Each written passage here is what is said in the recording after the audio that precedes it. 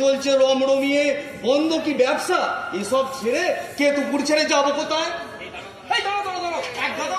এটা তো জানা ছিল না, একটু ডিটেলে বলো তো। একটা ফান স্টোরি হতে পারে। দূর শালা, এক গাদা বউ কেন হতে যাবে?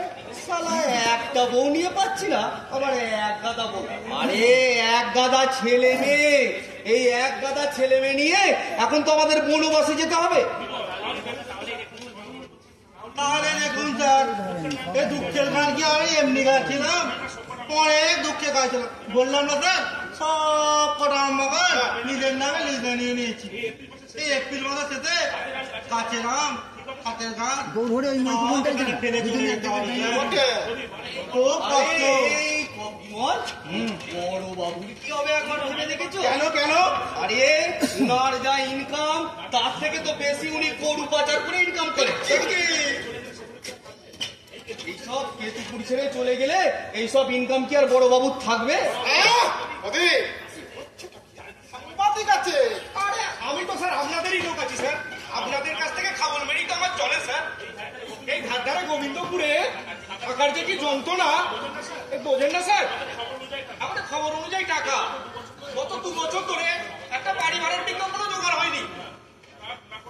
না কোনো ঘটনা, না কোনো দুর্ঘটনা, না কোনো ক্রাইম, কিন্তু থানা উঠে গেলে আপনাদের তো অসুবিধা হবেই।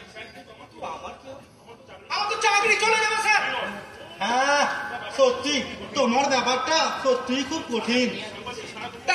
সারা দুনিয়া জ্বলছে আর কেতুপুরে যেন সত্যযুগ চলছে। তখন থেকে অনেক আপত্তিকর কথা কিন্তু হয়ে যাচ্ছে। এই পরিস্থিতিটি এমন না কোনো প্রতিবাদও করতে পারছি। সত্যি কথা বলছি, শুনতেও হবে। এই আপত্তিকর কথাগুলোতে মুখ বুঝে সহ্য করছি। স্যার এই পদত্যাগপত্রটা কি একটু পড়ে দেখবেন স্যার? আরে তোদের তুমি আর তোমার এই পদত্যাগপত্র দেখাচ্ছে আমার। আজকে নয় তো কাল, এখানে শোনো। কালকে আজ নয় তো। বলছি এই পদত্যাগপত্রটা বলে আসছে দেবো যদি থেকে। আরে স্যার আপনি একবার কেন ভেবে দিদি দেখুন, ফোন করলেন? বদলি হবার আগে যদি পদত্যাগটা করে ফেলতে পারি তাহলে আর আমাদের এই আজ সকালে তো লসটা হবে না। রাত্রিরে তো 12টা না থাকবে রিসিভ করানোর লোক, না থাকবে দুর্ঘটনা, না থাকবে কোনো ঘটনা। লোকসানগুলো তো আর আমাদের মেনে নিতে হবে না। তা বটে। আমি তা পরে কি কথা লিখেছো বলছি, শুনি? পরে এখন নাটকটা পড়ো হচ্ছে। পড়ো শুনবেন স্যার? পড়ো। আরে পড়ো না। আচ্ছা আচ্ছা ঠিক দেখছি। করো। বসো। বলবো। ঠিক আছে স্যার। কই গো করবো তো।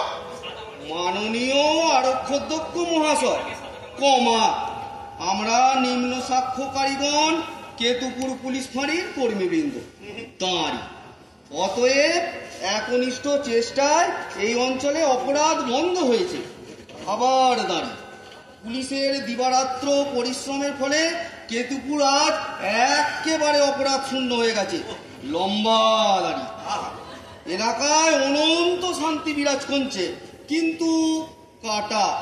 অতএব এর জন্য পুরস্কার হবার পরিবর্তে আবার কাটা।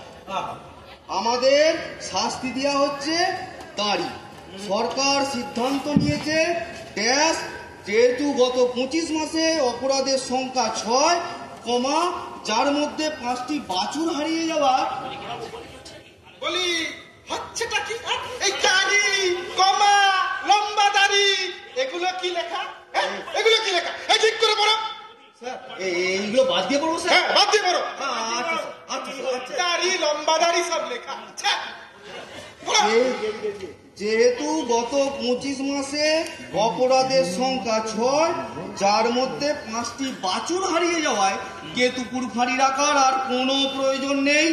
অপ্রয়োজনীয় সরকারি খরচ কমাবার জন্য এই ফাঁড়ি উঠিয়ে দিয়ে আমাদের অন্যত্র বদলি করার কথা ভাবা হয়েছে এবং বলা হয়েছে এই 30শে এপ্রিল রাত অবধি যদি কোনো ধরনের ক্রাইম না ঘটে তাহলে 2রা মে এই আদেশ কার্যকর হবে।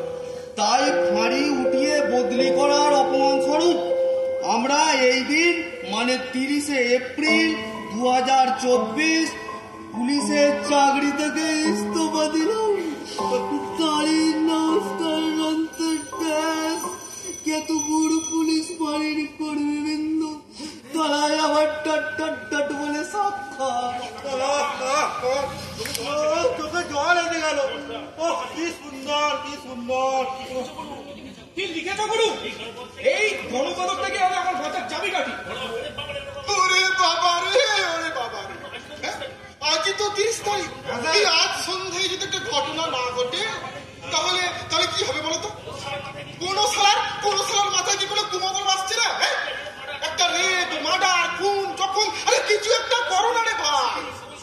গরু চুরি, বাছুর চুরি, যা হোক কিছু একটা করে ওই থানাটাকে বাঁচাও। ও সুজিত, বলছি এই তুমি না হয় একটা এই পকেটে মেরে এসো।